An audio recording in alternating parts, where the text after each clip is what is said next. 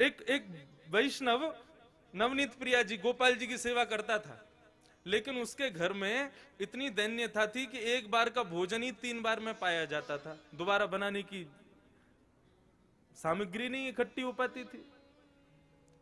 अब उसका कोई एक मित्र आया, वो पैसे वाला, उसने आकर के उससे कहा और भाई सब ठीक? बोले हाँ सब ठीक। बोले तुम्हारा दिन सुधर गए कि नहीं? बोले अब वैसे ही है भैया, क्या करें, एक समय रोटी बनती है, उसी से शाम तक का गुजारा होता है।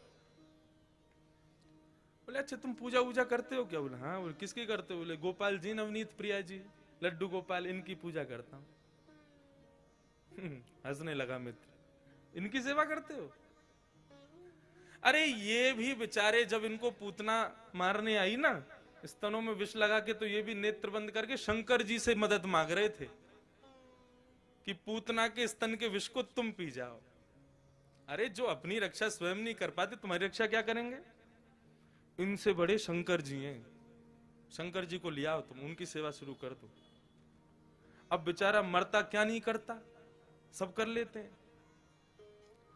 शंकर जी ले आया दूसरे दिन, और नवनीत प्रिया जी लड्डू गोपाल जी को दूर एक जगह टेबल पे बिठा दिया। बोले तुम्हारी सेवा अब हो गई, तुमने तो कुछ किया नहीं, अब इनकी करेंगे हम।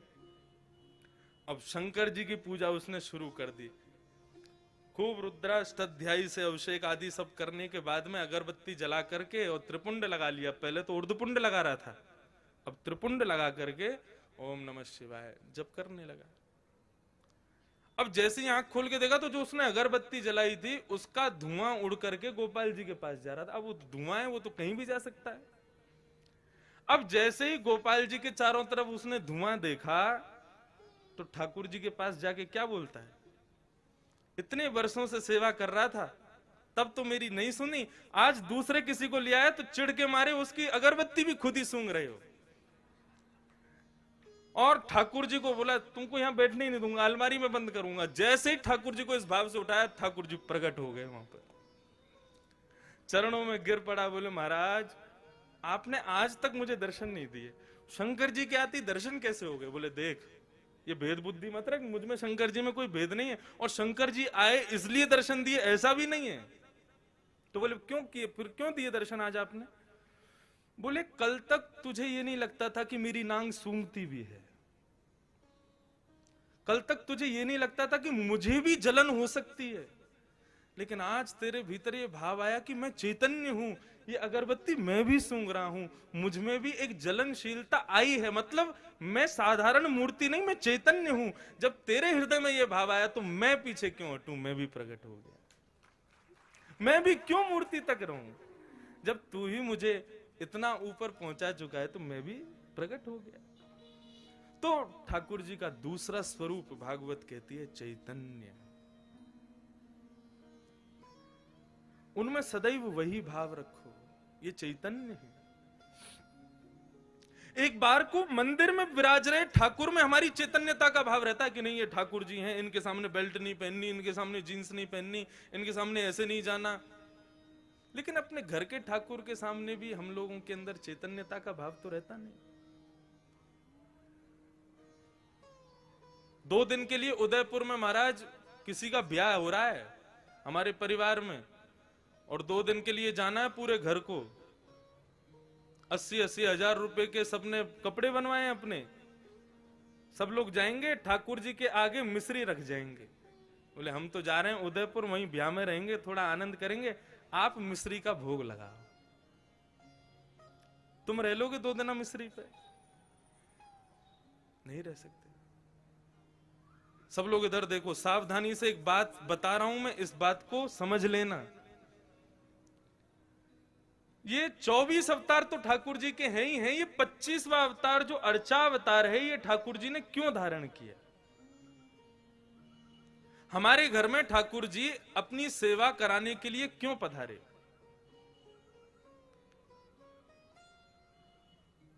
इसके पीछे एक बहुत सुंदर भाव है, सावधानी से सुनिएगा। पूज्य गुरुदेव भी बैठे, उनसे भी निवेदन, दास के मन में ठाकुर जी की सेवा करते हुए एक भाव आया, तो मेरी इच्छा हुई कि मैं उस भाव को कहूं कि ठाकुर जी सबके यहां सेवा कराने के लिए हर घर में क्यों विराज रहे हैं। आप पूरे नाथ द्वारा को देख लो, हर घर में ठाकुर जी का चित्रपट ही सही विराज रहा होगा। वृंदावन तो प्रसिद्ध है, घर घर तुलसी ठाकुर सेवा, दर्शन गोविंद जी को, अलीरी मोहे लागे वृंदावन नी को। क्यों विराज रहे हैं ठाकुर जी हम सबके घर में? देखो, हम लोग जब वैकुंठ जाएंगे तो है, कोई रोक तो रहा नहीं हमको, एक ना एक दिन सबको जाना है वहां पर। तो यदा कदा हमारे द्वारा किए गए कृत्य के कारण यदि हमें कभी वैकुंठ के अलावा भी लोगों का दर्शन करना पड़ गया, मानो जैसे नरक का दर्शन हो गया या स्वर्ग का दर्शन करना पड़ गया, और उस पश्चात वहां पर बताया गया तुमने ये अपराध किया था इसलिए तुमको ये करना पड़ा, तो हम ठाकुर जी से शिकायत करने लग जाएंगे, प्रभु आपकी इतनी अर्चना करते हैं, इतनी सेवा करते हैं, इतनी पूजा करते हैं, इतना आपका नाम गुणगान करते हैं, उसके बाद भी हमारे जीवन में दुख, उसके बाद भी हमारे जीवन में कष्ट, उसके बाद भी हमारे जीवन में कभी सुख की अनुभूति नहीं, और उसके बाद भी जब हम संसार छोड़ के आए तो नरक का दर्शन। शिकायतें दुनिया भर की हम ठाकुर जी से करने लग जाएंगे, आपने ये नहीं किया, ये नहीं किया, ये नहीं किया, हम ठाकुर जी से शिकायतें करेंगे। भगवान बोले ये मुझसे शिकायत करे उससे पहले इसके यहां अर्चावतार रूप धारण करके बैठ जाओ इसके घर में। क्यों? बोले कभी ना कभी ये भी तो अपराध करेगा, सर्दी में कभी मुझे ठंडे जल से नहला देगा, भयंकर सर्दी में कभी मुझे हो सकता है पतला वस्त्र पहना दे, मुझे ठंडी लगे उससे, भयंकर गर्मी में खुद तो एसी में बैठेगा, मुझको पंखा भी नहीं चलाएगा, बिजली का बिल बढ़ जाएगा, मंदिर का पंखा बंद ही रहने दो। ये सारे अपराध ये करेगा मेरे साथ में, लेकिन मैं कभी शिकायत नहीं करूंगा। क्यों? हिसाब बराबर करने के लिए आया हूं, तुझे शिकायत करने योग्य छोड़ूंगा नहीं मैं। तुम भगवान से कुछ कह नहीं सकते कि भाई आपने ऐसा क्यों नहीं किया, आपने ये दुख क्यों किया। भगवान बोले तेरी शिकायत पूरी हो गई, अब मैं करूं शिकायत? भोग बनाते समय सब्जी देख करके भोग लगने से पहले ही तेरा मन ललचा गया था। एक बार भयंकर सर्दी में एक बार मुझे कहीं लेके जा रहे थे, बद्रीनाथ गए थे, मुझे इतना पतला वस्त्र पहनाया, मुझे सर्दी लगी, मैंने कभी शिकायत की तुमसे? तो मनुष्य की जितनी भी शिकायतें हैं उनका हिसाब बराबर हो जाए, उसके लिए ठाकुर जी अर्चावतार लेके आए कि आप ठाकुर जी से कुछ कह ना सको। यदि आपने कहा तो फिर ठाकुर जी कहेंगे। कितना भी प्रयास कर लेना, कितनी भी कोशिश कर लेना, अर्चावतार में एक ना एक अपराध तो हम करते ही हैं, लेकिन ठाकुर जी कभी कुछ नहीं कहते। तो वही चैतन्य है। और ठाकुर जी का तीसरा स्वरूप है आनंदम परमानंदम। ठाकुर जी आनंद स्वरूप है। श्रीनाथ जी का स्वरूप परमानंद प्रदान करता है। हमारे बाल कृष्ण प्रभु ने दुनिया भर के रूप धारण किए, कहीं पर बांसुरी बजा रहे हैं, श्री राधा वल्लभ जी में रोज ब्याह कर रहे हैं, बिहारी जी में नित्य मनोरथ कर रहे हैं, श्री गोपीनाथ गोविंद देव जयपुर में विराज रहे हैं, उनके भी अलग अलग रूप। लेकिन श्रीनाथ जी का जो रूप है, स्वरूप है, इसमें सब विराजमान है, सब विद्यमान है, क्योंकि ये वास्तविक आनंद स्वरूप है। एक भुजा ऊपर है और दूसरी भुजा कमर पर है। किस भाव से? सावधानी से सुनिए कथा बिल्कुल। श्रीनाथ, श्री यानी राधा, श्री यानी श्री किशोरी जी, श्री यानी श्री लाडली जी, और श्री लाडली के संग युक्त होकर के जो नाथ विराजमान है वो है श्रीनाथ। सुन वे तो पहली ताली बजा रहे हो, बात तो पूरी करने दो हमको, जल्दीबाजी मत करो। अब तो पंडाल भी अपना, समय भी अपना, कथा भी अपनी, उत्सव भी अपने, पूरे दिन पूरा दिन है अपने पास, खूब भाव से सुनो कथा। वृंदावन में जो दर्शन नहीं है वो दर्शन श्रीनाथ जी में है। कैसे? आप लोग सब बाहर से पधारे हैं, इसलिए मैं जो अपने गुरुजनों से, जो अपने बुद्धिजीवियों से जो मैंने सुना, तो मैं कह दूं यहां पर। वृंदावन में किशोरी जी ठाकुर जी के बगल में विराज रही हैं, और स्वरूप में नहीं है, केवल नाम के रूप में श्री राधा रानी विराजती हैं वृंदावन में।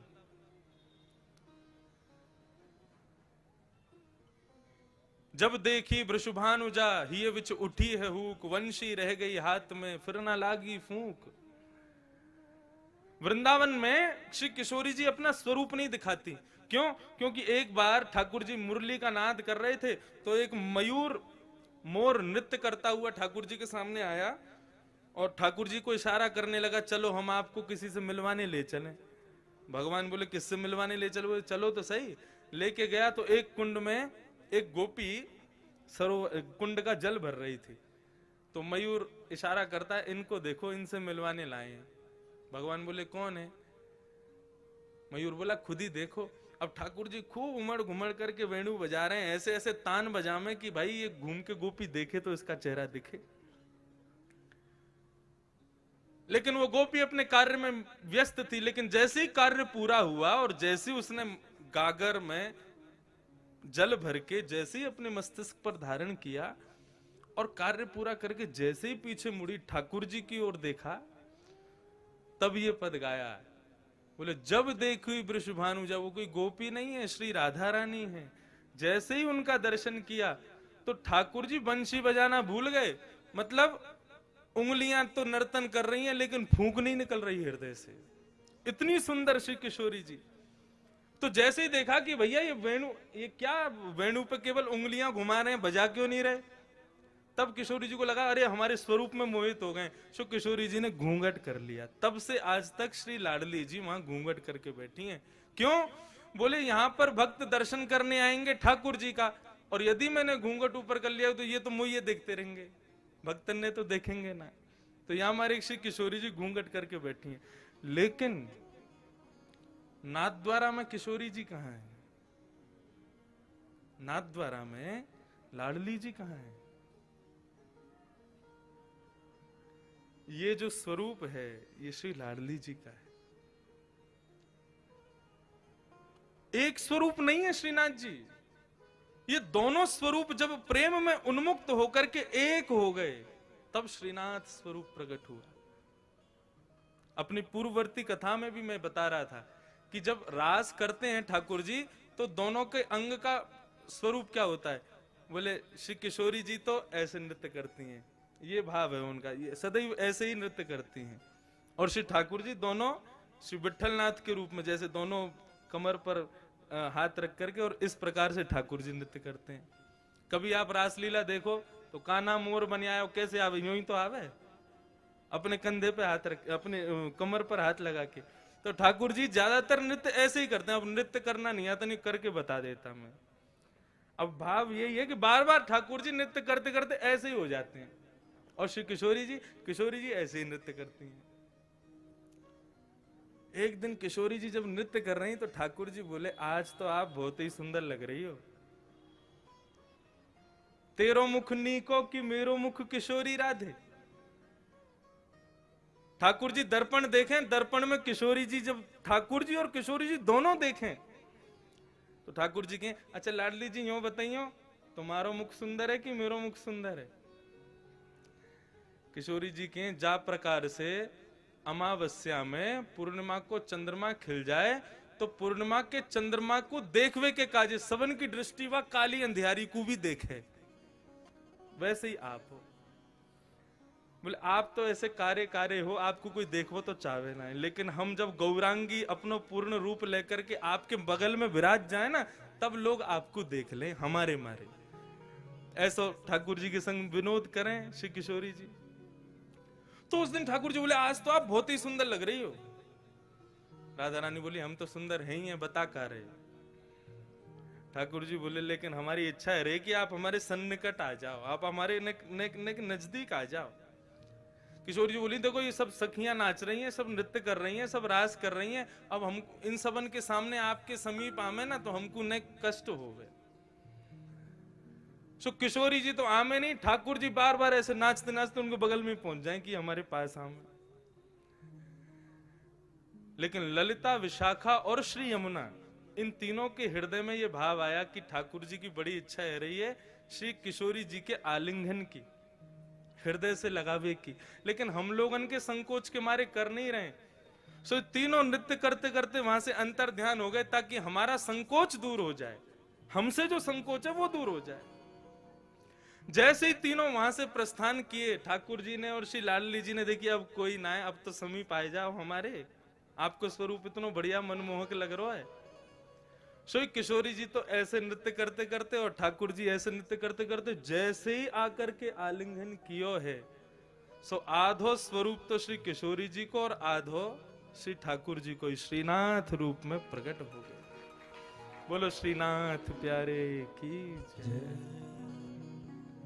आप कभी गर्मी में यहां आना, मैंने तो अनुभव किया है, ठाकुर जी की जो उठी हुई भुजा है वो श्री राधा रानी है, और उस भुजा को जब आप देखेंगे तो उस भुजा में आपको गौर वर्ण का दर्शन होगा।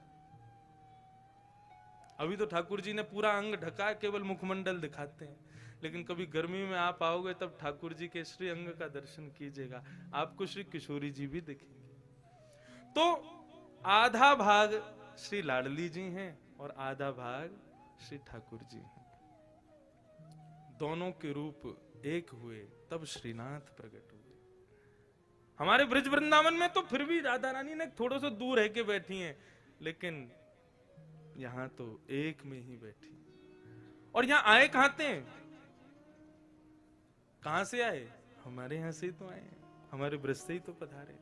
कल यहां पर प्रेस कॉन्फ्रेंस हो रही थी तो हमारे प्रेस के सब भाइयों ने हमसे पूछा